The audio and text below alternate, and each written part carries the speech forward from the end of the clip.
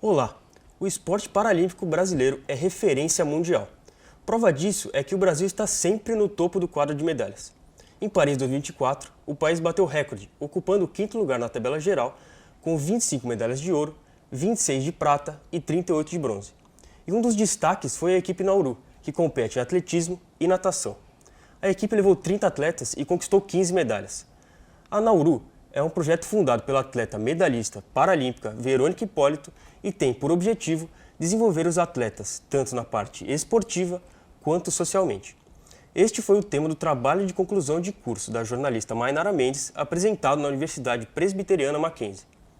Com o documentário Forte, Corajoso e Cheio de Vontade, o impacto do esporte paralímpico através do time Nauru, Mainara retrata como a Nauru se tornou referência em inclusão e desenvolvimento humano.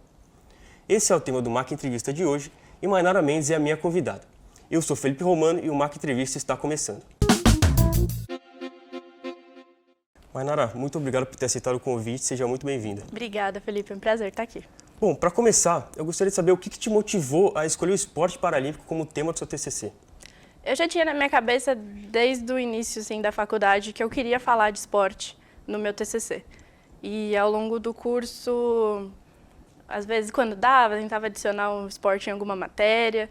E aí, quando chegou a hora de escolher mesmo, eu fui pensando, não queria falar só de esporte por falar. Se fosse para ir para uma linha de zona de conforto, eu iria para o futebol, que é algo que eu acompanho mais, mas metade da sala estava fazendo sobre futebol masculino.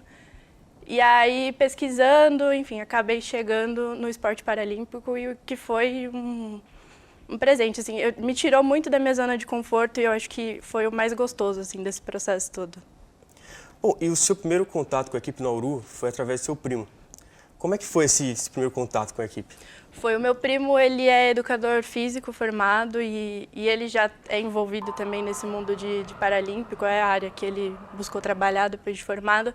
E a gente conversando, como eu gosto muito de esporte, a gente sempre trocava experiências. E como eu morava aqui, ele sempre falava, pô, tem o centro de treinamento paralímpico ali na Imigrantes, é muito legal, a gente precisa ir lá conhecer. Pô, tem a equipe da Nauru, tem a Verônica, e ele ficava conversando comigo e aí eu acabei conhecendo a Nauru dessa forma. A Nauru, ela vem do Tupi-Guarani, é uma palavra que não tem gênero, então ela pode ser usada tanto como feminina ou masculina. A Nauru ou o Nauru significa forte, corajoso, cheio de vontade. E é o que a gente acredita que nossos atletas e a nossa equipe, o nosso movimento com muita coragem, muita vontade de fazer acontecer e mudar esse mundo para um lugar melhor. Para pensar na Nauru como um TCC foi através de... pensando mesmo, estava em crise. É a palavra do meu TCC. O meu primeiro tema escolhido foi futebol feminino e eu não estava conseguindo desenvolver ele da forma que eu gostaria, não estava tendo retorno. E aí, nessas conversas com o meu primo, ele falou, pô, por que você não fala da Nauru? É um projeto super legal, não tem tanta visibilidade e aí junta o que você queria para o seu TCC, que é falar de esporte e dar visibilidade para algo que não é tão mostrado na grande mídia. E aí eu fui atrás, fui pesquisar sobre o que era realmente de fato a Nauru, porque eu só conhecia conheço a Verônica, ela fundou o time.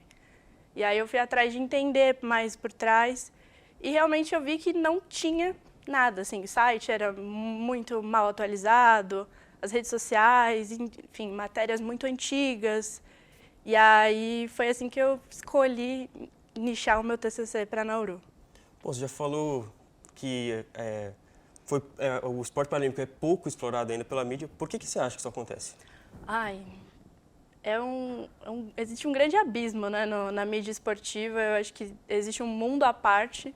São dois mundos, né? Tem o futebol masculino e o resto, né, que é muito mal explorado.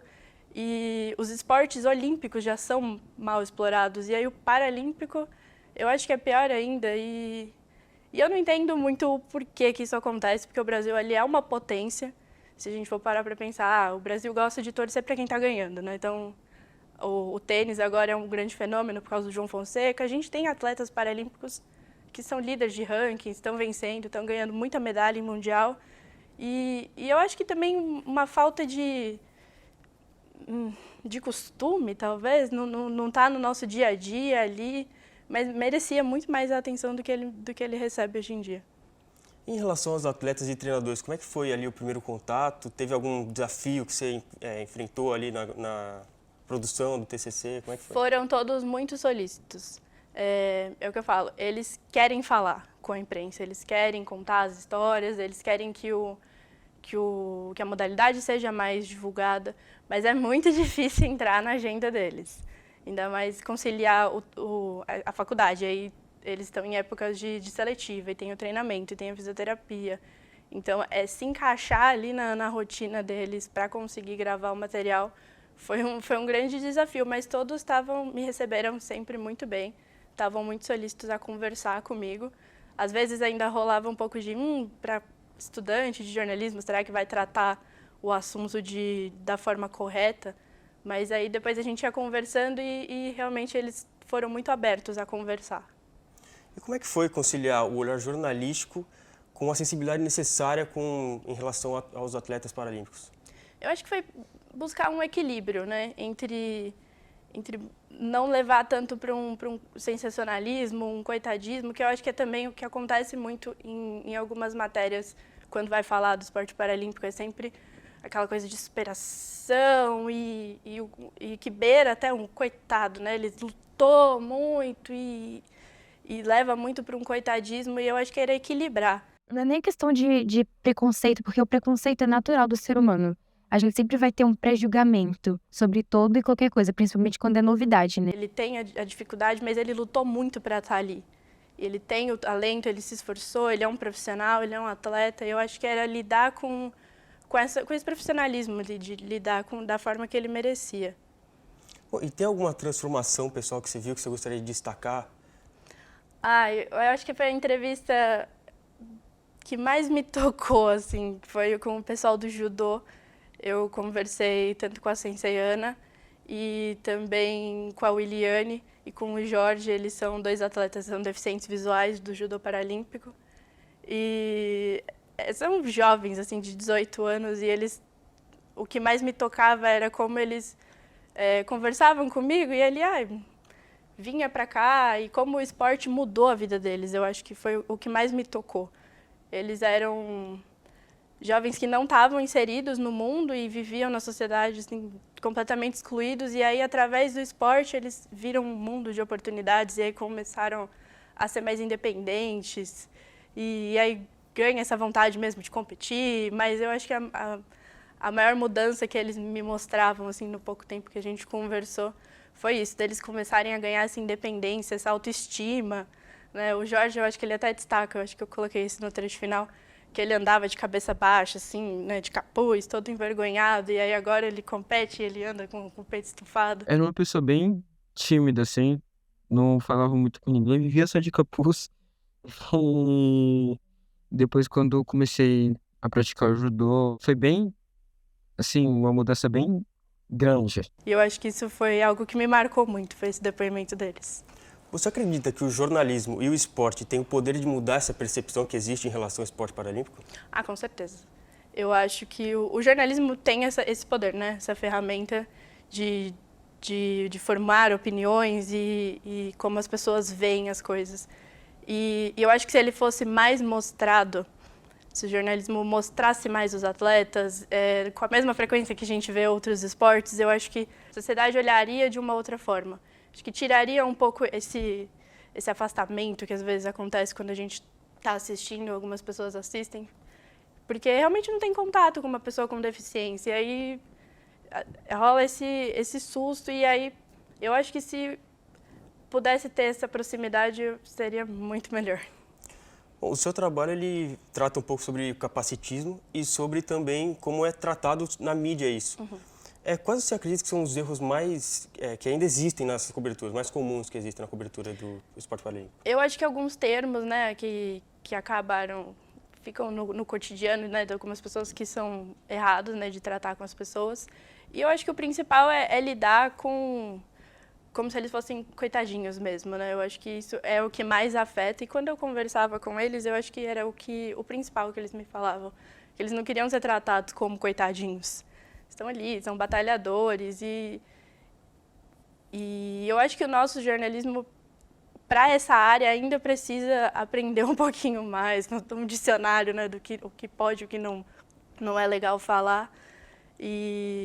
Mas eu acho que o principal é isso, alguns termos, né, que não se usam mais e esse olhar, né, capacitista em algumas reportagens. Bom, e como que o jornalismo esportivo pode contribuir para uma narrativa mais justa e representativa também em relação a esses esportes paralímpicos? Eu acho que o jornalismo em si, não só o esportivo, né? O jornalismo no geral, ele tem esse poder de formar opiniões, de que as pessoas se conscientizem, para que as pessoas aprendam esse ar mais educativo, né? Que às vezes a gente acaba indo. E eu acho que se o jornalismo esportivo adentrasse mais, né, fosse atrás das pessoas, ouvissem realmente o que eles querem falar, não só falar o básico ali. Vamos, conversa, o que aconteceu, como conversar com eles mesmo, eu acho que poderia, assim, mudar um pouco a forma como uma sociedade enxerga o esporte paralímpico. Bom, e qual mensagem você espera que o público leve ao assistir o documentário Forte, Corajoso e Cheio de Vontade? O principal, eu queria que as pessoas assistissem e entendessem a grandiosidade que o projeto tem, não só para o lado de performance, de medalhas. É claro que isso é o que acaba chamando mais atenção, porque, né, vai para uma Olimpíada, compete, tive a oportunidade de conversar com medalhistas, né? Mas entender que tem muito mais por trás, né? Tem o pessoal lá da base, tem todo um trabalho muito grande ali para que as pessoas sejam incluídas na sociedade, para que as pessoas sejam tratadas como elas merecem, não excluídas. E eu acho que era mais isso, que elas olhassem e entendessem, caramba, que projeto muito legal, quero ir atrás, quero conhecer. E eu acho que era o principal que eu queria passar. Bom, e quais dicas você daria para quem está produzindo TCC agora? Ai, meu Deus. Muita calma, é muito difícil ter calma, eu tive pouquíssima, mas calma para organizar as ideias, para entender o que está dando certo, o que não está dando certo. E eu acho que um pouco de coragem, tá tudo bem. Eu mudei de tema e tá tudo certo. Não insistir, né? Não estão me respondendo. Insiste mais um pouco, mas assim, se vê que não está dando certo, tá tudo bem mudar de rota, começar de novo, um novo projeto. E eu acho que está também um pouco aberto para o que pode acontecer. Eu não imaginava de forma alguma que eu trabalharia com o esporte paralímpico no meu TCC e foi realmente uma grande surpresa e que eu demorei bastante até um pouco para sair da rota, né, para sair do meu plano original. Então eu acho que é um pouco isso, entender que está tudo certo, às vezes o que você planejou lá na aula de projetos não vai acontecer certinho, mas que no fim pode ser um caminho muito melhor, muito mais legal, que vai te dar muitos lucros no final.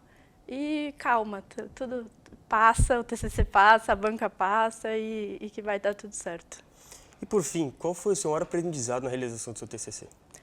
Eu fiquei muito feliz de completar o TCC, porque teve alguns períodos da produção que eu realmente falei, cara, eu acho que não vai dar.